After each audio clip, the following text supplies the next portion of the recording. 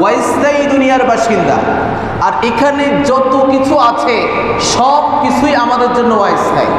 আমাদের জন্য কি অস্থায়ী? আমাদের যত মালিকানা আছে, আমার বাড়ির মালিকানা আমার কাছে আছে, সেটাও অস্থায়ী। আমার সম্পদের মালিকানা আমার কাছে আছে, সেটাও অস্থায়ী। আমার ক্ষমতার মালিকানা আছে, সেটাও কি অস্থায়ী না স্থায়ী? অস্থায়ী। যা কিছুই আছে সব কিছু অস্থায়ী। কিন্তু সবচেয়ে বড় বোকা তারাই যারা এই অস্থায়ী মালিকানাকে স্থায়ী মালিকানায় রূপ দিয়েছে। তারাই আল্লাহর গজবের মধ্যে নিপীড়িত হয়েছে। যারা অস্থায়ী মালিকানাকে স্থায়ী মালিকানা মনে করেছে, অস্থায়ী সম্পত্তিকে স্থায়ী সম্পত্তি মনে করেছে, অস্থায়ী ক্ষমতাকে স্থায়ী ক্ষমতা মনে করেছে, তারাই যুগে যুগে লাঞ্ছিত অপমানিত হয়ে বিদায় নিয়েছে। পৃথিবীর ইতিহাস তাই বলছে। বলুন, হে আল্লাহ, আপনি হচ্ছেন মালিকাল মুলক, আপনি সকল ক্ষমতার উৎস, আপনি সকল রাজত্বের রাজাধিরাজ। আপনি যাকে চান তাকেই রাজত্ব দান করেন, যাকে চান তাকেই ক্ষমতা দেন, এবং যাকে চান তার থেকেই ক্ষমতা ছিনিয়ে নেন। তাহলে ক্ষমতা দেওয়ার মালিক কে? আল্লাহ। সকল মালিকানা আল্লাহ সুবহানাহু ওয়া তাআলা। সবচেয়ে বড় বোকা আমি যেটি বলেছি, সবচেয়ে বড় বোকা সেই যে এই অস্থায়ী মালিকানাকে স্থায়ী মালিকানা মনে করে মানুষের উপরে নির্বিচারে শোষণ করেছে, জুলুম করেছে, অন্যায় করেছে। পৃথিবীর ইতিহাস বলছে তারা লাঞ্ছিত হয়ে অপমানিত হয়ে পৃথিবী থেকে বিদায় নিয়েছে। সেজন্য সম্মানিত মুসল্লিয়ান, আল্লাহ তাআলা বলছেন, হে নবী আপনি বলুন, তুতিল মুলকা মান তাশা, হে আল্লাহ আপনি যাকে চান তাকে ক্ষমতায় বসান। ওয়া তানসিউল মুলকা মিম্মান তাশা, যাকে চান তাকে ক্ষমতা থেকে তাড়ান। কার ক্ষমতা? আল্লাহ। কত সুন্দর কথা কোরআনে। এরপর আল্লাহ কি বলছেন? ওয়া তুইজ্জু মান তাশা, যাকে চান তাকে সম্মানিত করেন। ওয়া তুযিল্লু মান তাশা, যাকে চান তাকে লাঞ্ছিত করে অপমানিত করে বিদায় করেন। আল্লাহর কোরআন বলছে। তাহলে দেখেন এই আয়াতের মধ্যে সূক্ষ্ম একটা বিষয় লুকায়িত আছে। ক্ষমতা পাওয়া মানে সম্মানিত হওয়া নয়। ক্ষমতা পাওয়া মানে সম্মানিত হওয়া নয়। পৃথিবীর বুকে অনেক টেরর আছে, অনেক স্বৈরাচারী আছে, তারাও এই আয়াতের দলিল দিবে যে আমার ক্ষমতা তো আল্লাহই দিছে, বলবে না? কিন্তু এই আয়াতের মধ্যে সূক্ষ্ম বিষয় আছে। ক্ষমতা পাওয়া মানেই কেউ সম্মানিত হয়ে যায় না।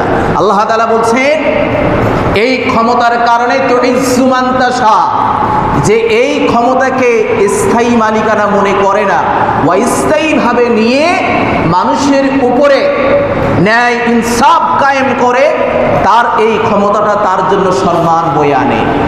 আর যে এই ক্ষমতা পেয়ে অস্থায়ী ক্ষমতা পেয়ে স্থায়ীভাবে যে রূপ নেয়, স্থায়ী ক্ষমতা মনে করে এবং মানুষের উপরে নির্বিচারে শোষণ জুলুম করে, তার এই ক্ষমতা পরক্ষণে ওয়া তুযিল্লু মান তাশা, আল্লাহ তাআলা তার এই ক্ষমতার কারণেই তাকে লাঞ্ছিত অপমানিত করে বিদায় করেন। তার বাস্তব দৃষ্টান্ত আমরা বাংলাদেশের মুখে দেখি। আমরা ক্ষমতাকে মনে করেছি এটি চিরকাল আমাদের মাঝে থাকবে।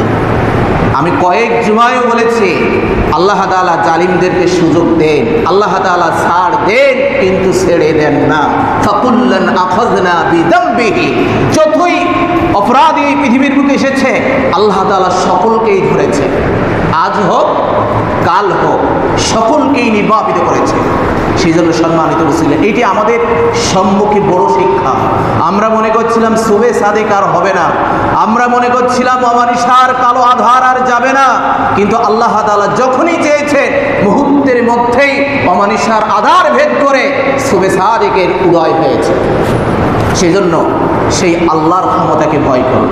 মালিকাল মুলক, তিনি হচ্ছেন রাজাধিরাজ, তিনি সকল ক্ষমতার উৎস। তিনি ধনীকে যে কোনো মুহূর্তে প্রজায় রূপান্তরিত করতে পারেন, প্রজাকে ধনীতে রূপান্তরিত করতে পারেন। সেই আল্লাহ হচ্ছেন সর্বময় ক্ষমতার অধিকারী।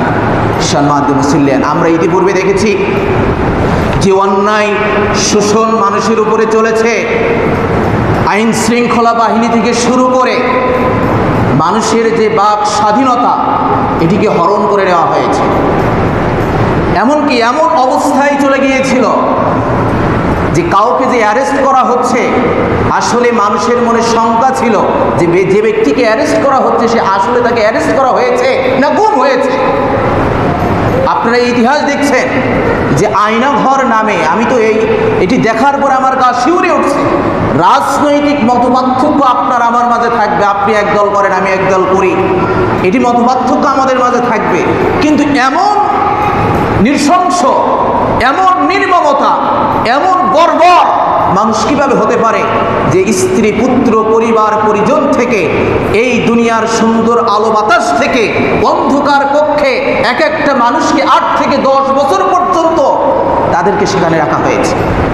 এর চেয়ে নির্মমতা, এর চেয়ে বর্বরতা আর কি হতে পারে? সেজন্য সম্মানিত মুসলিম, সমস্ত ক্ষমতার মালিককে আল্লাহ। সেই আল্লাহর ক্ষমতা, তিনি যখনই চান তখনই অমানিসার কালো আধার ভেদ করে আল্লাহ তাআলা সুবহানাহু ওয়া তাআলার আগমন ঘটান। এটি আল্লাহর সুন্নাহ।